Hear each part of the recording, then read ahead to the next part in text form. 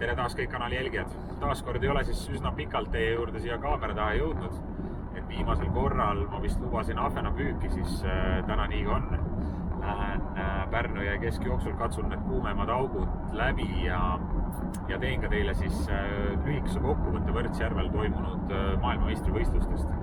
Et õnnestus mul siis olla seal 3 päeval kohtunik ja olid väga ägedad 3 püügipäeva. Esimene päev õnnestus mul olla siis rumeenlaste paadis, kes tulid siis ka maailmameistriteks. Teisel päeval olin Austria paadis ja 3. päeval ukrainlastega. Aga ma lähen jõerda, pakin asjad lahti ja siis hiljem räägime sellest MM-ist pikemalt. Nii, esimene vise, vaatame, mis siin toimub, kus see kala on.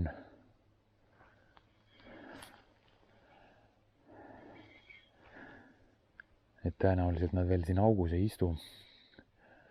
On nad seal tagavoolu sees pigem rohkem.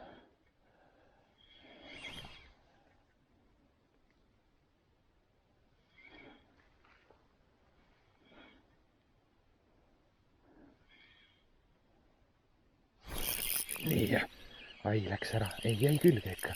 Ujus vastu. Esimese hooga tundus, et läks ära, aga no nii, tule. Midagi väga suurt ta ei ole. Aga kohe esimese viskega õnnestus ära konksutada. Aga koju kaasa sa minuga tuled. No väga ilus, selline 200 grammi kindlasti. Ja nüüd jäi ju kott jälle maha, eks ole, autos. Eks ma riputan teid siis kuskile siia kaik otsa jälle. Esimese kala tõi siis võdik nimega Tanta, selline pruun ja tsiigrikrakendus ning on siis siin selline mattroheline, oliivroheline pirn siis all. Tihti ahvenale ei meeldi, kui seal all näiteks tina läigib. Pärnus on see oliivroheline värv ennast väga hästi tõestanud nii ahvena kui ka kohavüügil. Ai, nüüd pani vajumise pealt kohe.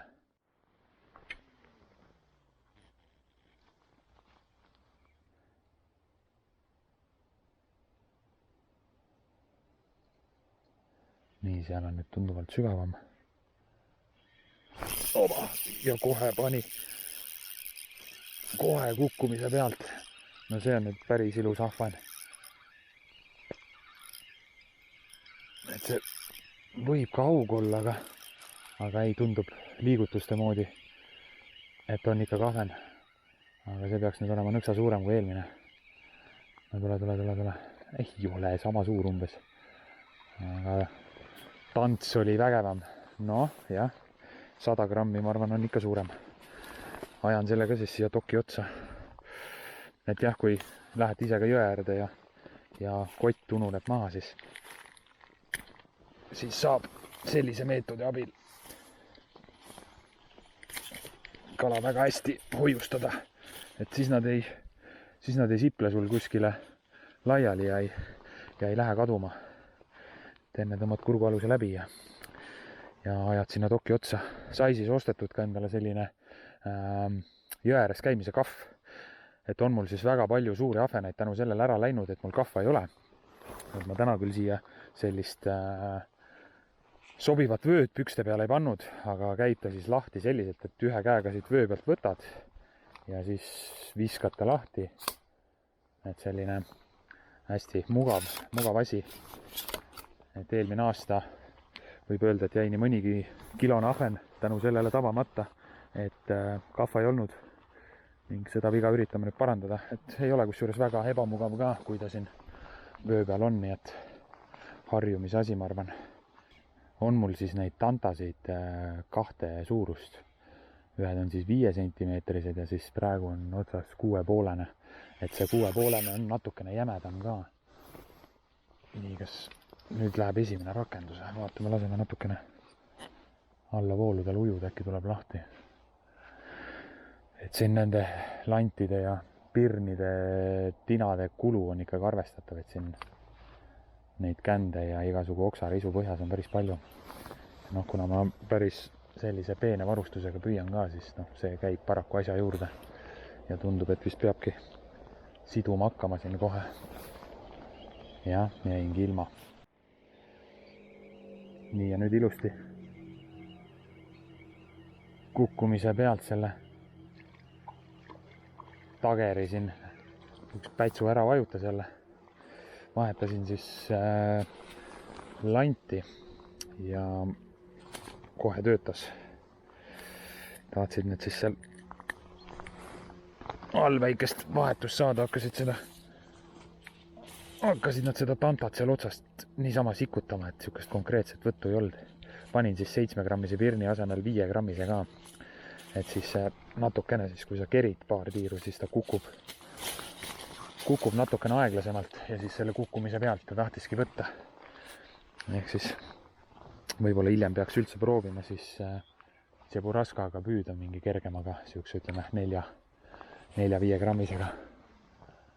Et äkki täna tahab hoopis seda kukkuvat mängu paremini, kui seda põhja kohal liikuvat sööta. Sest täna tuleb üsna soe ilm. Et kala võib ülemises veekihis aktiivsem olla, kui et ta seal põhja peal istuks. Vaatame, saame katsetada siin erinevaid asju.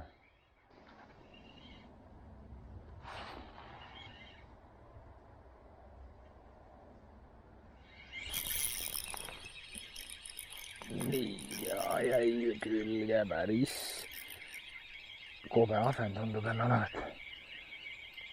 No tule.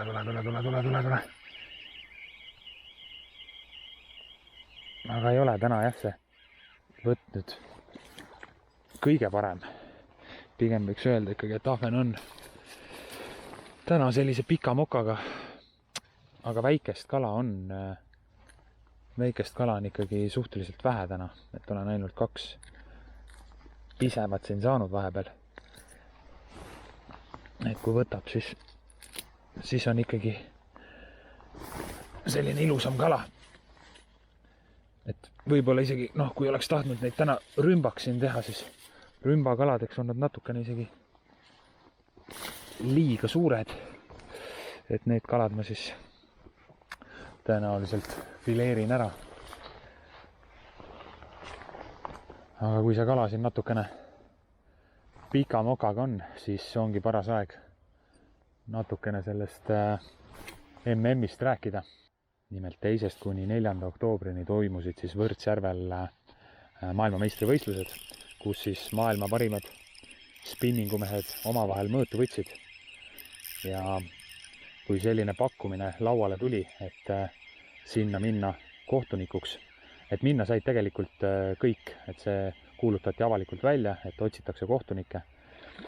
Ja kui ma seda kuulutust nägin, siis ma nagu ei mõelnud ka hetkeks, et kas ma lähen. Et haarasin kohe võimalusest kinni ja läksin kohale.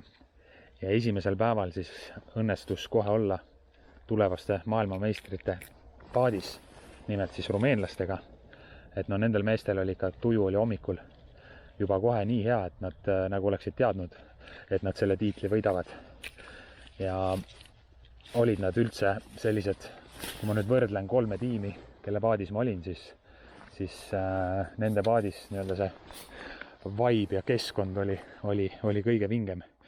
Ja kui nüüd rääkida sellest, kuidas rumeenlased maailmameistriks tulid, siis peale esimest püügipäevad siis kestsid kella 8-st kella 3-ni.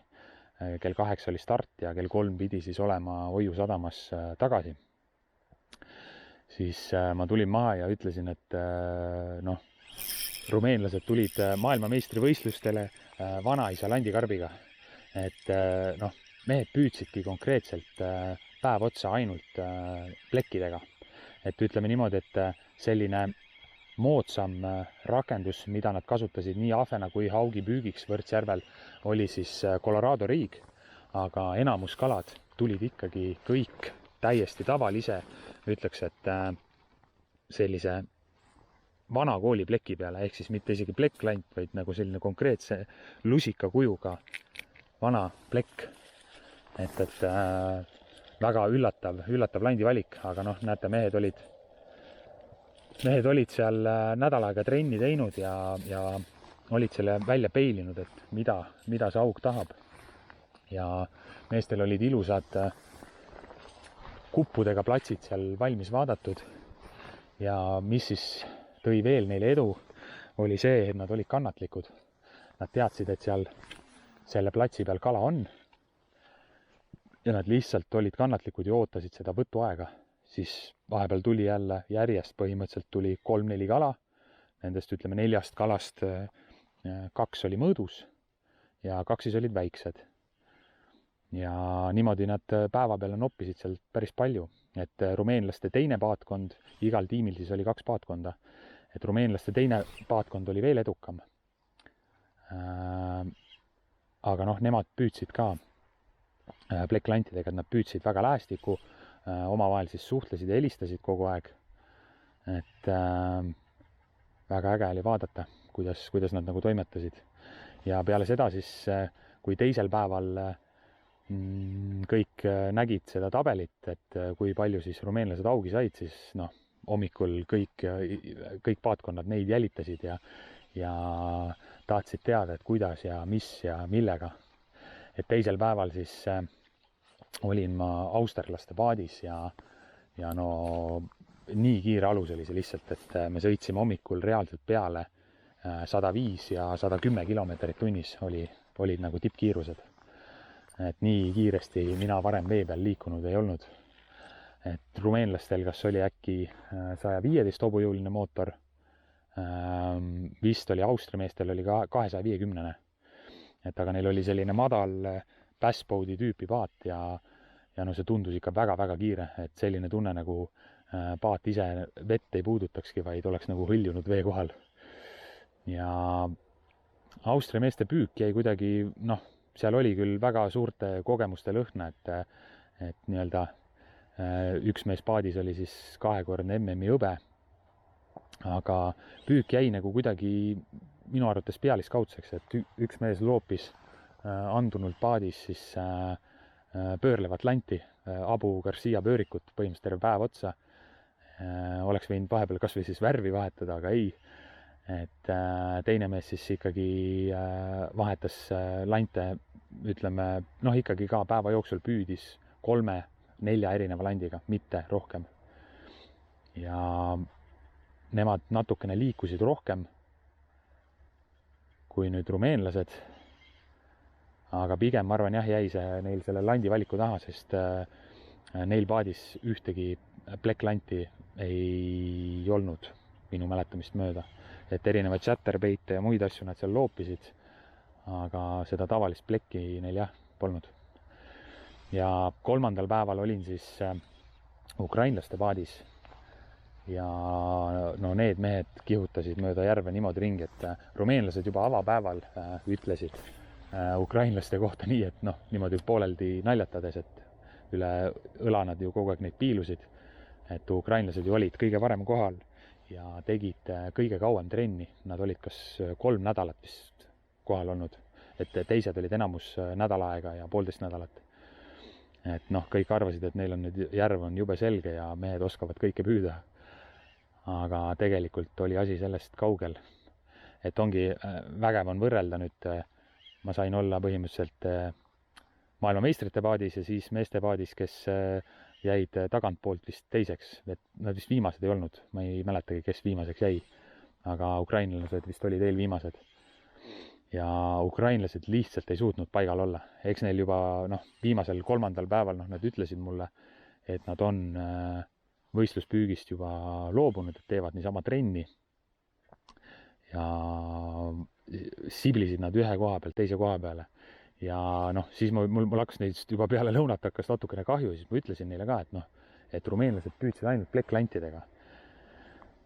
Ja seda ei olnud, et nüüd meestel ei oleks paadis midagi olemas olnud, et kõik asjad olid olemas, need Colorado riigid, plekklantidest oli selline kogu mitu karpide viisi, aga mehed ei suutnud lihtsalt paigal olla. Ja nad lihtsalt sõelusid liiga palju ringi, eks seal 3. päeval seal platsi peal, kus rumeenlased selle puhta töö tegid, seal enamus kalad ju konksutati ära ka ja seal oli paadiliiklus nii kõva, et ühe korra see kala ju paneb ka oma suu kinni nii-öelda. Ja ukrainlastele see pidev siblimine saatuslikuks minu arvates sai. et meestel oli kõik paadis olemas, olid suured kogemused, oli väga hea landivalik, paat oli neil 6,5 meetrine Alba paat 300 hobujõulise mootoriga. Et noh, seal taga, kui ma istusin, siis seal oleks reaalselt olnud vaja kõrvatroppe, et kui rumeenlaste paadis tuli hommikul niimoodi vett tuppa, et enne seda võistlust ma teadlikult ostsin siis 6 kombe omale. Tegemist on siis graafi kombega ja selle veepidavuse näitaja on siis 25 000, et see eelmine kombe, mis mul oli siis Savitskeri kombe, sellel on 10 000. Ja no jumal tänatud, et ma need riided endale ostsin, sest rumeenlaste paadis käis konkreetselt ikka vesi käis üle pea. Et, aga ma jäin täiesti kuivaks, nii et võib selle uue riietusega ikkagi väga rahul jääda. Et algselt siis enne võistlust võis ju arvata, et läheb kõvaks kohapüügiks, et seda arvasid paljud. Et läheb siis live-anduritega seal Võrtsjärve peal nende suurte kohade kakkumiseks.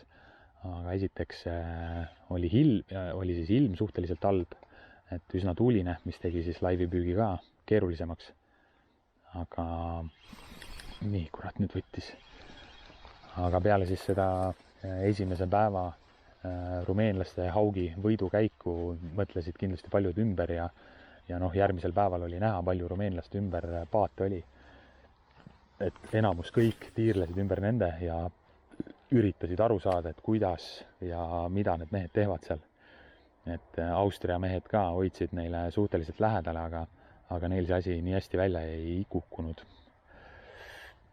Et noh, meestel veel, kui rääkida varustusest, siis noh, Austria meestel oli paadis reaalselt 10 Stella rulli, 10.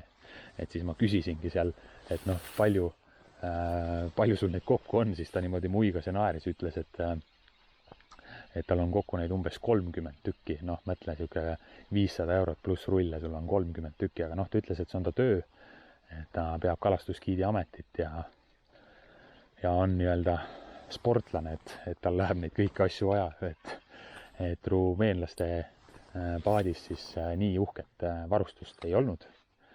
Et näete, alati siis varustus ei püüa, et püüab ikkagi mees lõppkokkuvõttes. Igal juhul väga ägedad 3 päeva need olid ja kui selline võimalus peaks veel lauale tulema, siis läheks kindlasti uuesti. Et selline see MM seal Võrtsjärvel oli. Ai, kurat, läks ära. Selline püük ja selline lugu siis sellel korral oli. Et ahven oli siis ikkagi suhteliselt passiivne. Tabasin üks selline 10 kala, 6 tükki võtsin ära. Et pigem ta oligi selline mõnusa hommikupooliku veetmine siin Pärnu ääres ja teile siis üle pika aja jälle väikese sisu loomine. Et ma loodan, et siin mida talvele lähemale, siis seda rohkem ma siia kaamera taha jõuan. Et hoiame siis kõik pöialt ja kohtumegi juba järgmises videos.